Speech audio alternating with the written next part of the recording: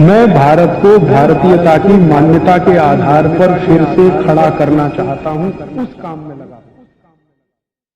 वैसे ही रक्त में कीचड़ बहुत हो गया, माने कोलेस्ट्रॉल बहुत बढ़ गया, तो वो जो इंसुलिन जाना चाहता है वो नहीं जा सकता, जिस स्पीड से जाना चाहिए नहीं जा सकता, स्लो हो जाता है, कम जाता है। या कभी कभी ऐसा हो जाए कि रक्त बिल्कुल गाढ़ा हो गया, एकदम थिक हो गया, तो वो इंसुलिन बैठ जाता है वहीं का, और ग्लूकोज को लिए रहता है अपने साथ, ग्लूकोज उसके ऊपर बैठता है, इंसुलिन वहीं बैठ जाता है। तो वो बैठा हुआ इंसुलिन है जो रक्त में डिटेक्ट हो जाता है, जब भी आप चेक कराएंगे ना तो ग्लूकोज आ जाता है, तो उसी को कहते हैं ब्लड शुगर इतनी बढ़ी हुई है। अब आप ध्यान रखिए, ब्लड शुगर का चीनी के साथ कोई कनेक्शन नहीं है, कोलेस्ट्रॉल के साथ कनेक्शन है, हमेशा याद रखिए इस बात। डॉक्टर भी जानता लेकिन बताता नहीं कोई। क्यों नहीं बताता? क्योंकि कोलेस्ट्रॉल को कम ज्यादा करना तो हमारे हाथ में है। मैंने बता दिया, इतनी सरल क्रिया थोड़ी देर पहले, आप कम कर सकते हैं, ज्यादा कर सकते हैं। डॉक्टर आपको ऐसे कहेगा, हो ये तो ठीक नहीं होगा, जिंदगी भर इंसुलिन का इंजेक्शन लेना, जिंदगी भर ये टैबलेट खाना। अब जिंदगी भर ही खाना है तो तुम किस बीमारी के लिए हो? जिंदगी भर तो खाना खाना पड़ता है, जिंदगी भर तो दाल खाई जाती है, सब्जी खाई जाती है, इंसुलिन थोड़ी खाया जाता है। इंसुलिन तो है हमारे शरीर में, बाहर से फिर क्या करते हैं? तो बाहर से जो आर्टिफिशियल इंसुलिन है ये थोड़ा काम कर देता है, क्योंकि ये नया नया है, थका हुआ नहीं है, ये जाके थोड़ा सा खटखट कर देता है, ग्लूकोज को पहुंचा देता है, लेकिन फिर उतनी देर के बाद वो खत्म हो जाता है। साइकिल नहीं बना पाता। साइकिल तो वही इंसुलिन बनाएगा जो आपकी पैनक्रियाज से निकल रहा है। तो आपको क्या करना है? डायबिटीज के पेशेंट को भी सारी ताकत इस बात पे लगानी है कि उनका रक्त का कोलेस्ट्रॉल घटे, और जैसे जैसे कोलेस्ट्रॉल घटेगा, खून पतला होने लगेगा, ये इंसुलिन ही ग्लूकोज लेके जाने लगेगा अंदर, जो नहीं जा रहा है। सिंपल सी बात है। तो डायबिटीज के पेशेंट को भी वही करना है जो हार्ट के पेशेंट को करना है। तो हार्ट और डायबिटीज एक ही सिक्के के दो हिस्से हैं।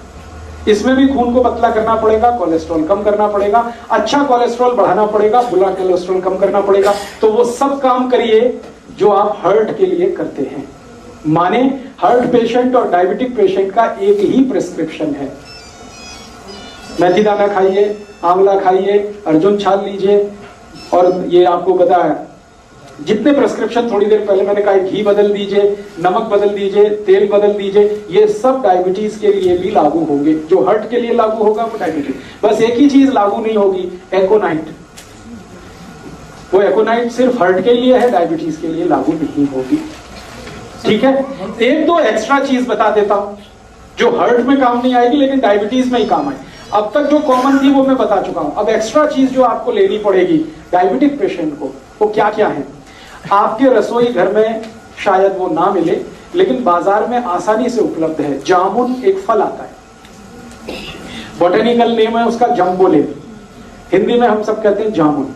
उस जामुन की गुठलियां मिलती है बाजार में, सूखी गुठलियां, उनका पाउडर बनाना है, और वो पाउडर रोज 1 चम्मच खाना है गुनगुने पानी के साथ। ये डायबिटीज वाले को एक्स्ट्रा करना है। जामुन की गुठली का पाउडर बाजार में मिलता है, खुद भी बना लो। जामुन जब आती है तो खूब जामुन खा लो, गुठलियां सुखा लो, सुखा के कूट के पाउडर बना लो। तो डायबिटिक पेशेंट को ये एक्स्ट्रा है, ये हार्ट के लिए नहीं है। डायबिटीज सवेरे जो भी लेना है, सवेरे 1 चम्मच, और 1 चम्मच माने टीस्पून।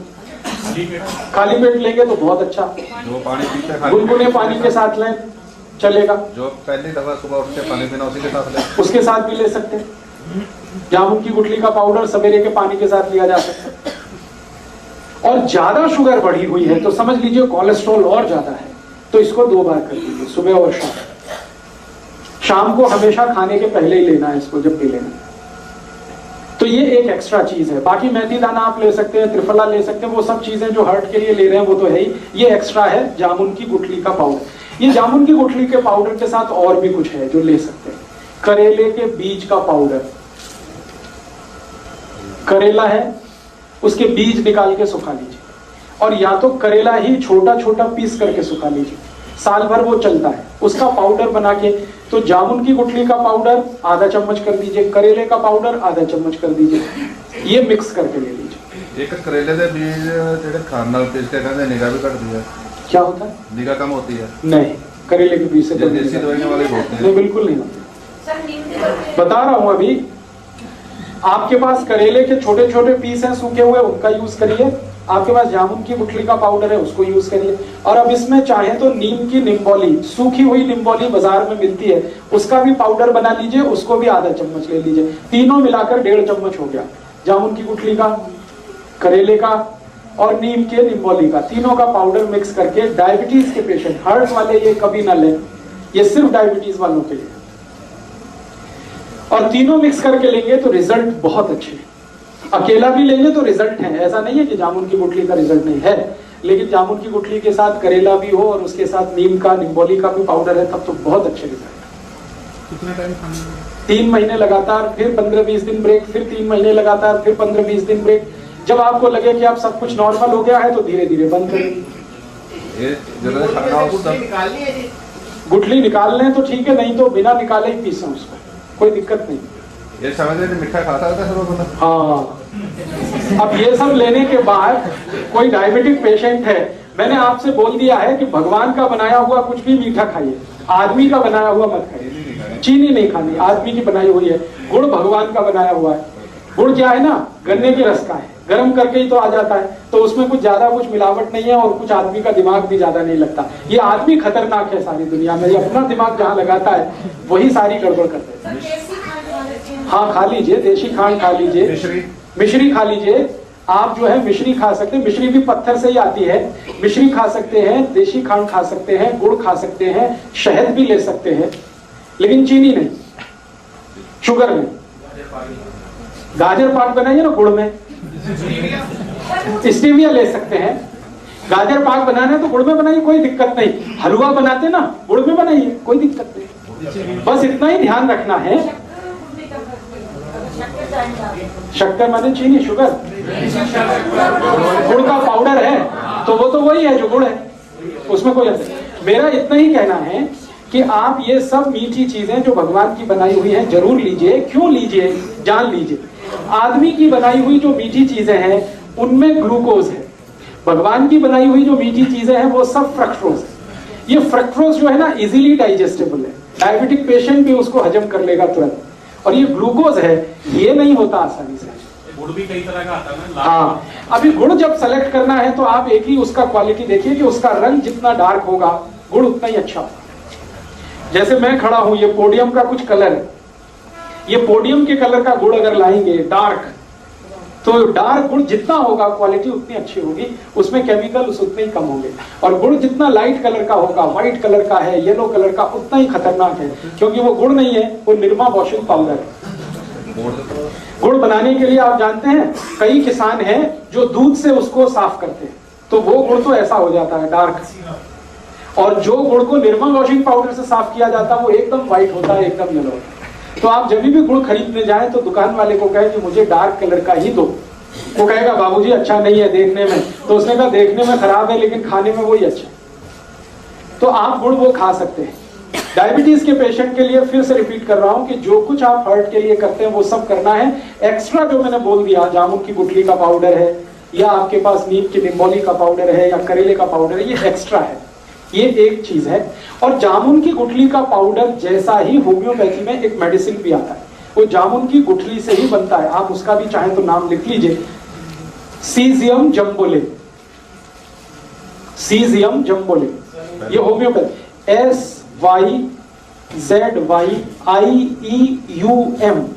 SYZYIEUM, सीजियम जम्बोलिन, JAMBOLIN, सीजियम जम्बोलिन, SYZYIEUM।